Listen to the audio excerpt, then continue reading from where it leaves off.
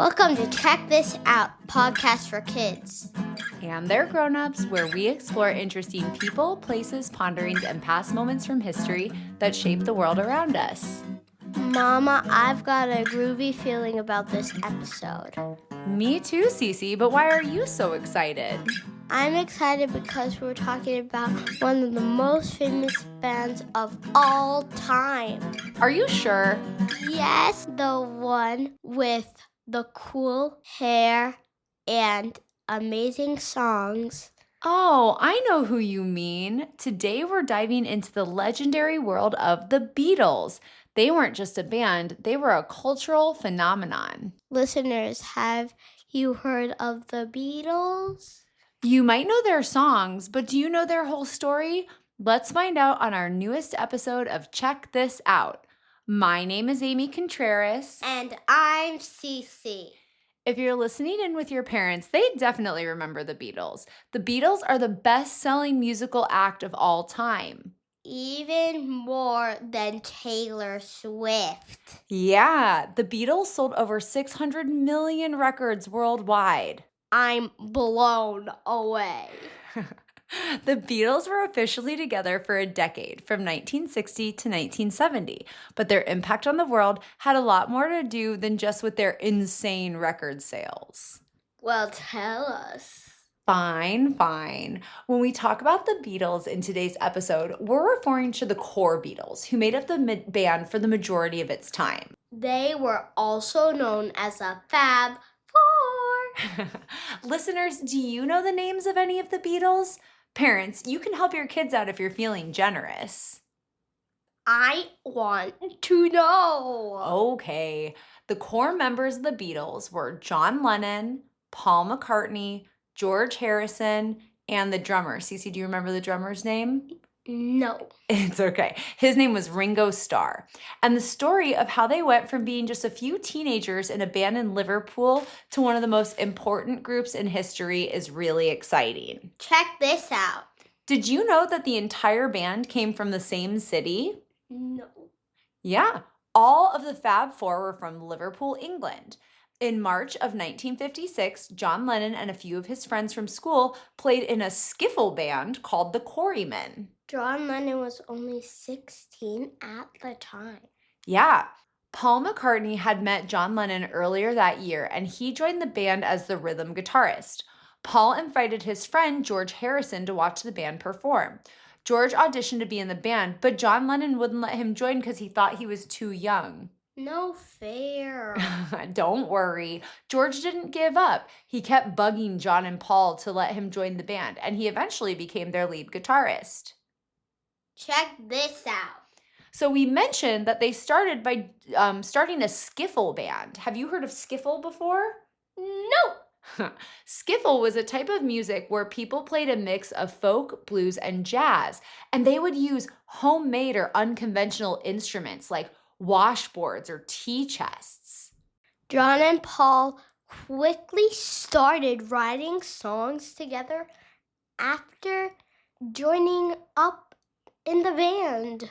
The partnership between John and Paul would become one of the most famous and successful songwriting duos in music history. John Lennon and Paul McCartney eventually jointly published and recorded around 180 songs together officially, but some counts claim it's over 200. What about the other band members? Well, at this point in the story, 3 of the Beatles were set. So we have John Lennon, Paul McCartney, and George Harrison. Even though they weren't technically the Beatles yet, and there were some other band members who came and went before that group of the Fab Four were set. They also went through a lot of band names. Like one of their band names was Johnny and the Moondogs before they settled on the Beatles. Where did the name The Beatles come from? Well, the name is a play on the word Beatles, which was inspired by another guy's band named Buddy Holly, which was called the Crickets. But they wanted to have the word beat in it, like a musical beat. They officially became the Beatles in 1960, even though Paul and John had been playing together since 1956 with George since 19 1957. Yeah. The Beatles spent a lot of times playing in clubs in Liverpool, and very famously, they played in a lot of clubs in Hamburg, Germany. These were really long, intense performances. Sometimes they lasted for 8 hours a night, and all that practice made them really polished and tight as a band. Cece, how much money do you think they made for these really long shows? I do not know. Why would you even ask me that question if I don't know? I'm sorry. I know. I don't even know either, but the pay was terrible. However, the experience was priceless. This is where they learned how to perform and how to engage an audience and how to create their unique Beatles sound. Now, the final piece of the puzzle was their drummer. They kind of had a hard time finding and keeping a drummer in the beginning, but then they brought in Ringo Starr in August of 1962. Ringo was a solid drummer and he had a unique, funny personality that fit really nicely with the others. Here's a few of our favorite facts. Fact number 1. The band's first ever single, Love Me Do, was released in the UK on October 1962. Fact number 2. Before Ringo, there was a temporary drummer named Jimmy Nicol, and he filled in for a few shows when Ringo got sick in 1964. Fact number 3. The Beatles' manager Brian Epstein is credited with cleaning up their leather-clad image and putting them in famous matching suits and those mop-top haircuts. What was your favorite fact? Well, after their first few singles were hits in the UK, the Beatles wanted to come to America. And this was a tough sell at first. At the time, no British rock act had ever really broken through into the United States. In 1962, they signed a recording contract. And between 1962 and 1963, they released songs like Please Please Me and I Want to Hold Your Hand. These were hits and made them England's most popular rock group. But then everything changed. Their single, I Want to Hold Your Hand, was released in the United States in late 1963, and it rocketed to the top of the charts. The Americans were ready. Cece, do you know what it was called when everyone in America was so excited about the Beatles? It was Beatlemania. Beatlemania. Beatlemania. That's a weird word. It was a weird word. The band appeared on The Ed Sullivan Show on February 9th, 1964. This was a massive TV show in America. It is estimated that a record number of 74 million people watched the Beatles' first appearance. At the time, that was nearly 40% of the United States population, so it was a massive moment. The Beatles started a craze known as the British Invasion. Yeah, so this is when tons of British bands flooded the United States music charts. The Beatles were always the leaders, though. And by April of 1964, they held the top 5 spots on the US singles chart. That has never been repeated, even to this day. And I had to double check because I thought maybe like Beyonce or K-pop Demon Hunters or Taylor Swift might have done it, but nope, only the Beatles. What was those 5 songs? The 5 songs that were at the top of the charts were Can't Buy Me Love, Twist and Shout, She Loves You, I Want to Hold Your Hand, and Please Please Me. The Beatlemania was going strong. You're not wrong. Beatlemania was a term coined by the press to describe the hysterical frenzy that surrounded the Beatles. When they performed, the screaming was so loud they couldn't even hear themselves play. That sounds really, really, really loud. Yeah, you know, my dad said he went and saw one of the Beatles movies in the movie theaters, and he said the whole time the movie was playing, girls were just screaming and crying, and it was so loud they couldn't hear anything. So they couldn't hear the songs? No, because everyone was screaming so much because of Beatlemania. Because of Beatlemania, there was a girl who was just shouting out at the Beatlemania. Yeah, because she loved them so much. Isn't that wild? OMG, that's crazy. I know. Girls would faint. They would cry and they would chase the Beatles everywhere. The level of the global fame that the Beatles achieved was unprecedented. It had never happened before. And I love the Beatles. I grew up listening to them with my dad, and I also watched their movies. They made movies? Yes, the Beatles appeared in 5 major feature films between 1964 and 1970. 5? That isn't a lot. Well, for a band, it's kind of a lot. So their movies were A Hard Day's Night, which was in 1964, Help, which was in 1965, Magical Mystery Tour, which was in 1967, Yellow Submarine, which was in 1968, and Let It Be, which was in 1970. And the Beatles weren't just a band that sold records or made movies. They really changed the world. How did they change things? Well, with their style, for one example. Those famous mop top haircuts they had totally changed what was cool and kind of moved away from like the slicked back look of the 1950s. They also helped shift popular music from singles to focusing on the album as an art form. Every one of the Beatles' albums was a new adventure, not just a collection of recent hits. Anything else? Well, the Beatles gave young people a voice and a shared identity. They had personality. The Beatles were is great. The Beatles were funny and authentic, and their music spoke to freedom and a new way of living. Check this out. The Beatles' arrival in America in 1964 is often credited with helping to cheer up the United States, which was still in mourning after the assassination of President John F. Kennedy a few months earlier. The Beatles brought joy and energy back. That's good to know. The Beatles played thousands of shows with over 1,400 appearances around the world, but some of their shows are particularly legendary. There was their first one in the United States, which was on the Ed Sullivan Show in 1964, but another one was at Shea Stadium in 1965. This was the first major outdoor stadium concert by a rock band, and they played to over 55,000 screaming fans. It kind of proved that rock music could draw a big crowd, which was a turning point for live music. And one of their last legendary shows was at Candlestick Park in 1966. After years, they toured non-stop, and they were struggling to hear themselves over the crowd. Candlestick Park in 1966 was their last live band live performance, and they decided to start focusing on studio work. So it was kind of like a final show. Yeah. From 1966 onward, they became a studio band, which meant they focused all their creative energy on recording their albums in the studio.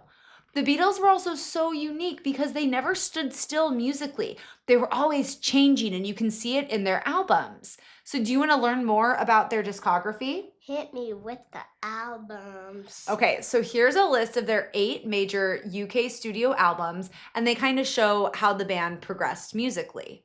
Album number 1, Please Please Me, came out in 1963. Yeah, and this was energetic, it was raw, it was classic early rock and roll, and even a little R&B. It very much felt like their live act. So their next album was A Hard Day's Night. Came out in 1964. Yes, and this was their first album to feature only John Lennon and Paul McCartney originals. It was tighter arrangements, and it was really pop music at its finest. Rubber Soul came out in 1965. Yeah, so Rubber Soul was album number 3, and it was a turning point. It had a little bit more folk rock, and they introduced new instruments like a sitar. So album number 4 was called Revolver, yeah. And when did it come out? 1966. This was more experimental, and it featured a lot of heavy, like, psychedelics, so it was a little more groovy.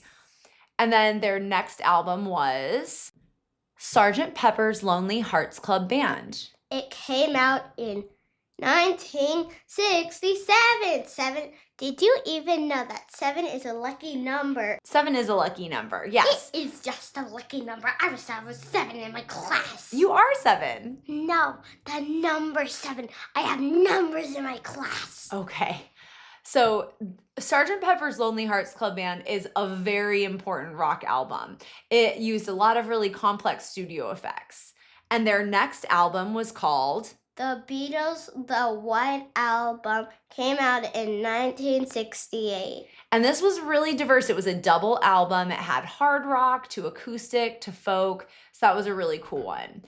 Then their next album was called Abbey Road, came out in 1969. Yes, it was very polished, very cohesive, and this was their last recorded album. And their last album that came out, Let It Be, came out in 1970s. And so what's interesting about Let It Be is it actually came out after they broke up, and it was a little bit more stripped down, back to basics. So Cece, which song is your favorite Beatles song? Blackbird is my favorite Beatles song. And why do you like that one? Because it'll make me go to sleep like this. I love that song too. Blackbird's actually on the White Album. Check this out. So their album Abbey Road has a picture of them crossing a street on the cover. And that spot is now one of the most famous tourist spots in all of London. The Beatles had to stop traffic for a few minutes to take that photo. Did you know the Beatles won an Oscar? You're right, Cece. They won an Oscar for Best Original Song Score for their 1970 film Let It Be. Man, oh man, they were talented. Plus, the individual members of the Beatles were really just as interesting as their music. Here's a few fun facts. John Lennon was known for being really witty. He was apparently very sarcastic and very funny. And he apparently was a very talented visual artist and writer, and he even published 2 books. Paul McCartney is the only Beatle to have performed at Glastonbury Festival in England. He's also a vegetarian and a big animal rights activist. George Harrison was obsessed with the sitar and Indian classical music, and he leveraged those in some of the band's songs, like Within You, Without You. George also organized a concert for Bangladesh in 1971, which was one of the first major musical benefit concert in history. Ringo Starr's real name is Richard Starkey. He got the nickname Ringo because he wore so many rings on his fingers. He's also a great voice actor and narrated the popular children's TV show Thomas the Tank Engine and Friends. The Beatles were an unstoppable force until they weren't. Yeah, the pressures of fame, creative differences, and business issues all contributed to their breakup, which was officially announced in 1970. It was a sad moment for the world. The music lives on, though. It does, Cece. Even though the Beatles split up, their music and influence are everywhere, from pop and rock to hip-hop and electronic music. Well, thanks everyone for listening to our episode about the Beatles. They were a group of 4 young men from Liverpool who, with their unique songs and personalities, started a craze called Beatlemania, changed the world of music forever, and proved that a rock band could be the biggest cultural force on the planet. Thanks for exploring the Beatles with us today on Check This Out podcast for kids. Before we let you go, we would do a poem. You want to hear it? Yes! Obviously. What's the matter with you? In Liverpool docks, a quartet did rise, with mop-top hair and fire in their eyes. From Love Me Do to Abbey Road's sway, they spun the world round and changed every day. A shout of yeah, yeah, yeah, and a sweet refrain, the Fab Four's legacy through sunshine and rain. A story of music that time can't defeat, the rhythm of evolution, a timeless beat. Thanks for listening to another episode of Check This Out. Here at the Check This Out podcast, we know there's a lot of information, and it can be overwhelming to find accurate information online. This podcast is a tool for you to help you do something called citing your sources. As you get older and do projects for school, you'll learn that certain types of websites or information sources aren't verified or have evidence and documentation to back them up. On Check This Out, we use verified sources to build the stories you hear about. Verified sources are materials or information that have been confirmed for accuracy and credibility through an evaluation process. Our sources for this week's episode are the Rock and Roll Hall of Fame, the Beatles Anthology book, BBC, History, Encyclopedia Britannica, and the Rolling Stone magazine and biography.com. Join us next week for another episode featuring another artist or musician from history. Thanks for listening. See you next episode. Don't forget to subscribe.